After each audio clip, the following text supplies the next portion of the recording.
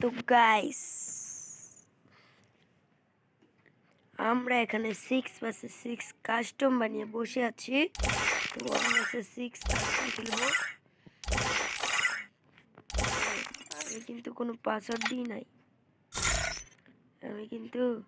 এখানে কোনো পাসওয়ার্ড দিই নাই। তো র্যান্ডম প্লেয়ারের সঙ্গে 6 vs 6 করবো, দেখে আসি কিনা।